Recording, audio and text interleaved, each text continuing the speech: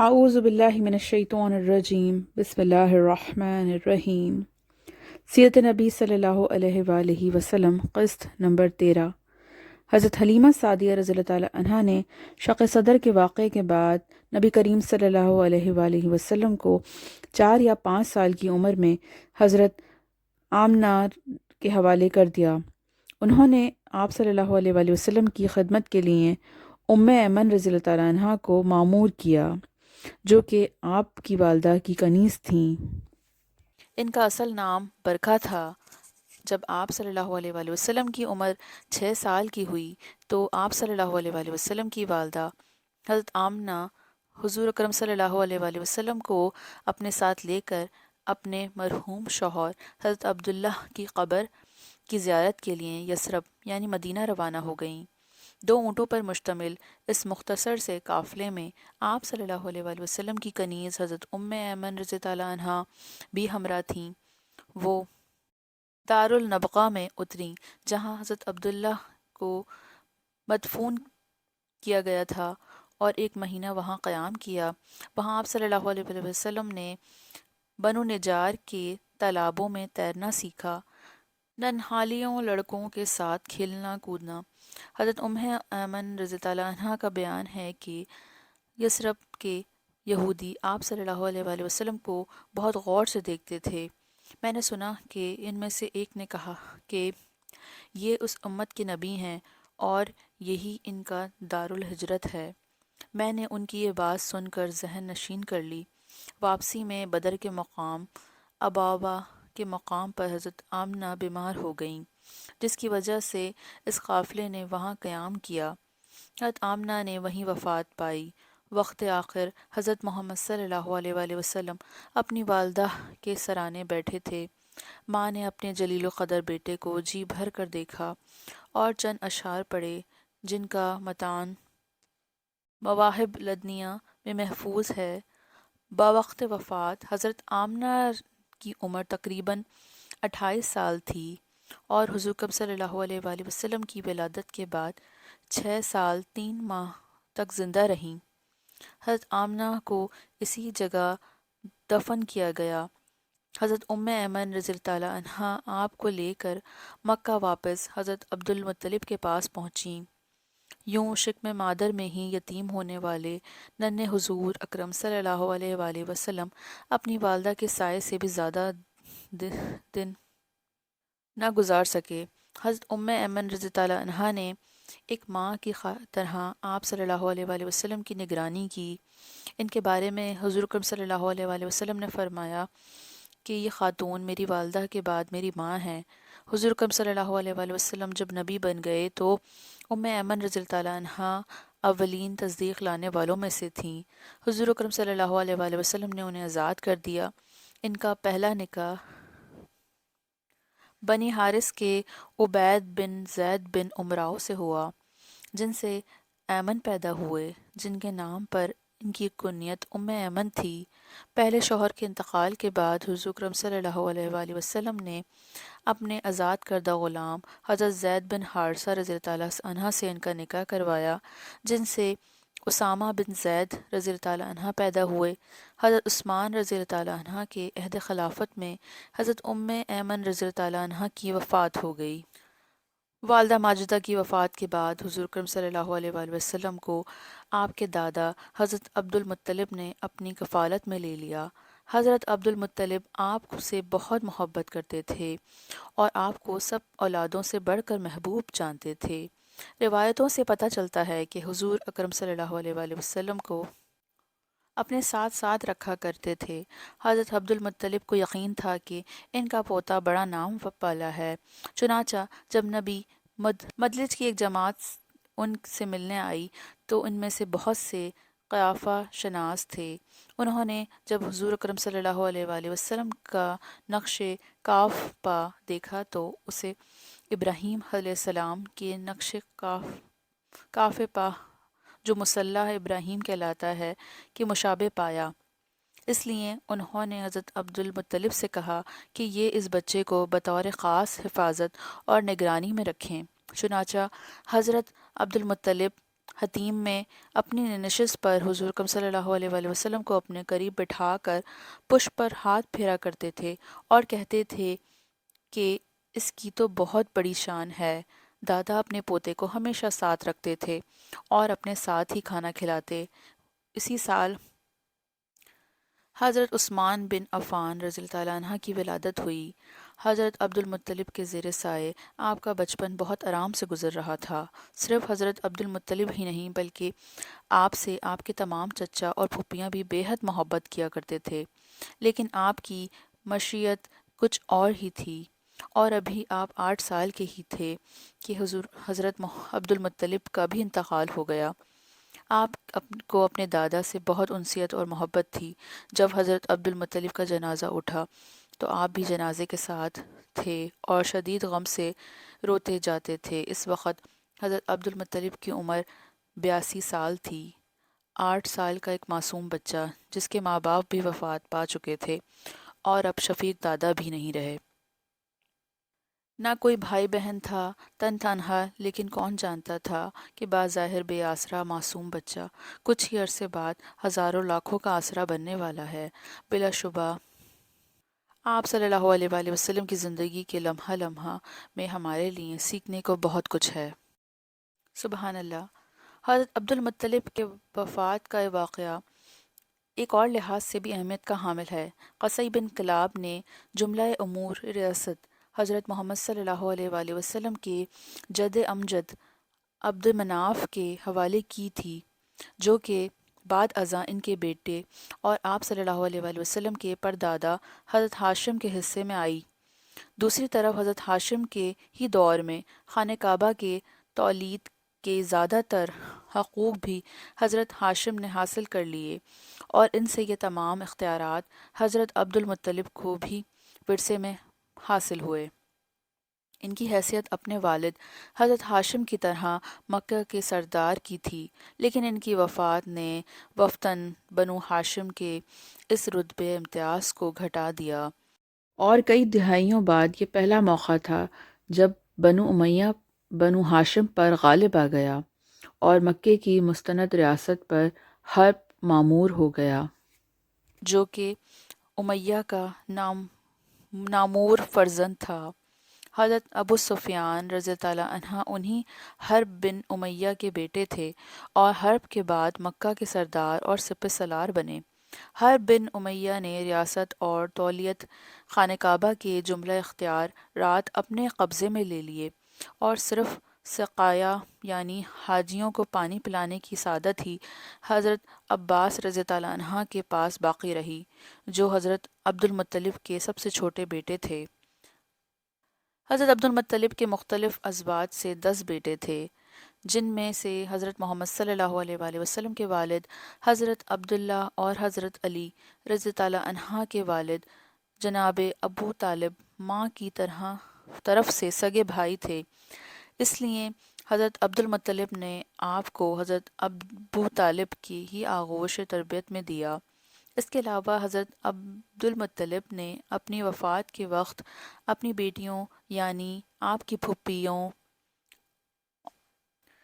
عرویہ، امیمیہ، برہ، صفیہ، عتاقہ، ام حکیم البیضہ کو ایک روایت سے پتہ چلتا ہے مکہ قحط کا دوچار تھا۔ قریش نے ابو طالب سے کہا، ابو طالب وادی قحط کا شکار ہے، بال بچے کال کی زد میں ہیں، چلیے کعبہ چل کر بارش کی دعا کیجیے۔ حضرت ابو طالب ایک بچے کے ساتھ برآمد ہوئے۔ بچہ ابر آلود سورج معلوم ہوتا تھا، جس سے گھنا بادل ابھی ابھی چھٹا ہو۔ اس کے ارد گرد اور بھی ننھے بچے تھے۔ حضرت ابو طالب نے اس بچے کا ہاتھ پکڑ کر اس کے پیٹھ کعبے کی دیوار سے ٹیک دی۔ بچے نے ان کی انگلی پکڑ رکھی تھی۔ اس وقت آسمان پر بادل کا ایک ٹکڑا نہ تھا، لیکن دیکھتے ہی دیکھتے ادھر ادھر سے بادلوں کی آمد شروع ہو گئی اور ایسی دھواں بارش ہوئی کہ وادی میں سیلاب آ گیا اور شہر و بیابان شاد و باغ ہو گئے۔ بعد میں حضرت ابو طالب نے اسی واقعے کی طرف اشارہ کرتے ہوئے حضرت محمد صلی اللہ علیہ وآلہ وسلم کی مدح میں کہا تھا وہ ایسے روشن و منور ہیں کہ ان کے چہرے کی برکت سے بارش مانگی جاتی ہے، یتیموں کے ماوا اور بیواؤں کے محافظ ہیں، گانے بجانے کی محفلوں سے محفوظ رہے۔ حضرت ابو مطلب کے مکان میں قیام کے دوران دو اہم واقعات پیش آئے۔ ایک یہ کہ ایک مرتبہ گرمی کے موسم میں مکہ میں ایک جگہ گانے بجانے کی محفل منعقد ہوئی۔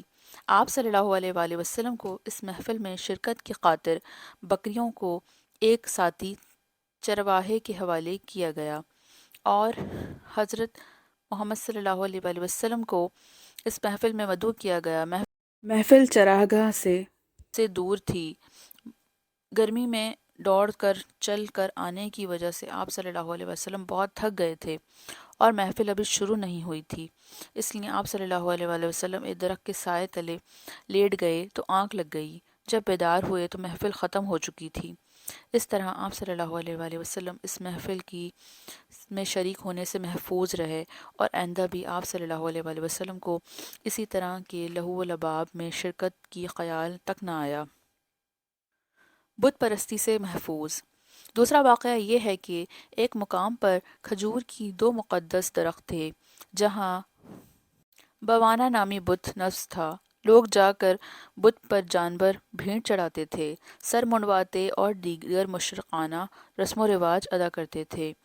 حضرت محمد صلی اللہ علیہ وآلہ وسلم کو ہر سال اس تقریب میں شرکت کے لیے کہا جاتا تھا، مگر آپ صلی اللہ علیہ وآلہ وسلم انکار فرما دیتے۔ ایک مرتبہ چچاؤں اور پھوپھیوں کے اصرار پر آپ صلی اللہ علیہ وآلہ وسلم وہاں گئے، لیکن بہت دیر تک نظروں سے اوجھل رہے۔ جب دکھائی دیے تو چہرے پر خوف کے آثار طاری تھے۔ پھوپھوں نے وجہ پوچھی کہ جب بھی اس بت کے قریب جانا چاہتا ہوں تو ایک سفید رنگ اور دراز قد و قامت کا شخص میرے قریب آتا ہے اور کہتا ہے کہ اے محمد صلی اللہ علیہ وآلہ وسلم، پیچھے ہٹ جائیے اور بت کو ہاتھ نہ لگائیے۔ اس واقعے کے بعد آپ صلی اللہ علیہ وآلہ وسلم کسی اور تقریب میں نہیں گئے جہاں بتوں پر بھیڑ چڑھائی جاتی تھی۔ ایک بار قبیلہ لہب کا ماہر قیافہ شناس مکہ آیا۔ سب لوگ اپنے بچوں کو اس کے پاس لے گئے۔ حضرت ابو طالب بھی اپنے بچوں کے ساتھ حضور کرم صلی اللہ علیہ وآلہ وسلم کو اس کے پاس لے گئے۔ اس نے آپ صلی اللہ علیہ وآلہ وسلم کو دیکھا اور پھر کسی کام میں مشغول ہو گیا۔ تھوڑی دیر بعد اس نے آپ کو اپنے سامنے لانے کو کہا، لیکن حضرت ابو طالب نے اس کا تجسس دیکھ کر آپ صلی اللہ علیہ وآلہ وسلم کو اپنے گھر بھیج دیا۔ اس نے کہا کہ میں اس بچے کو میرے پاس لاؤ، خدا کی قسم وہ بڑا آدمی بننے والا ہے۔ شام کا تجارتی سفر۔ حضرت ابو طالب کا پیشہ بھی اپنے آباء و اجداد کی طرح تجارت والا تھا۔ وہ سال میں ایک بار تجارت کی غرض سے ملک شام جایا کرتے تھے۔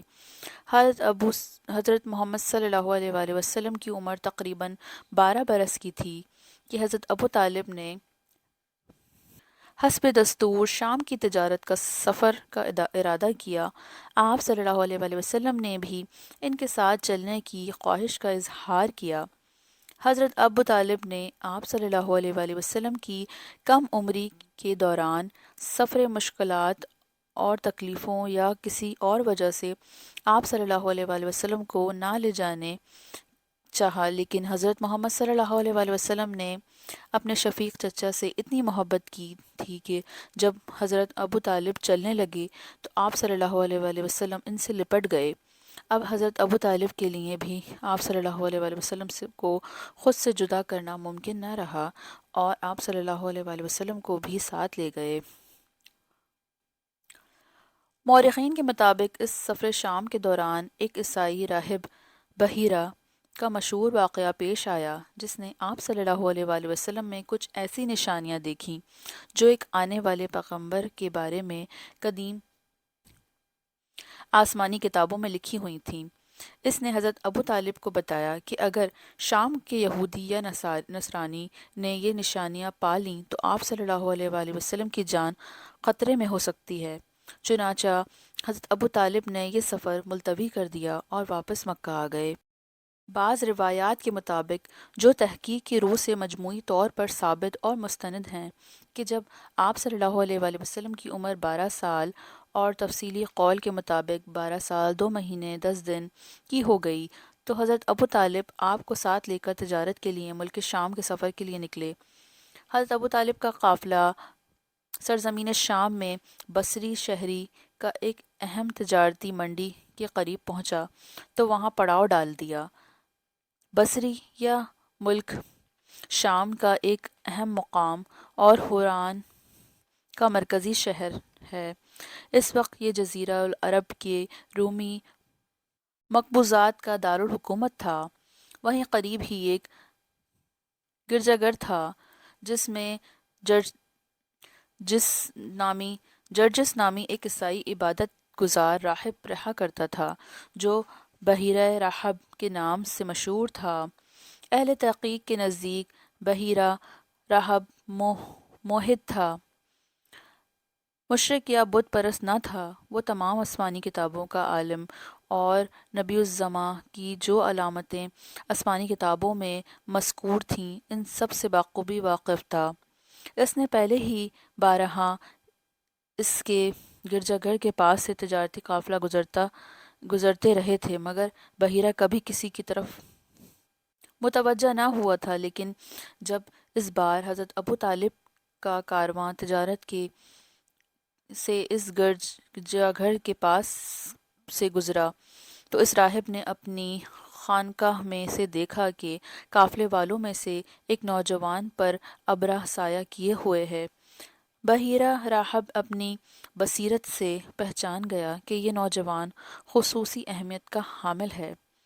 بحیرہ راہب خلاف معمول اپنی عبادت گاہ سے باہر نکل آیا اور تجسس نظروں سے ایک ایک کو دیکھنے لگا۔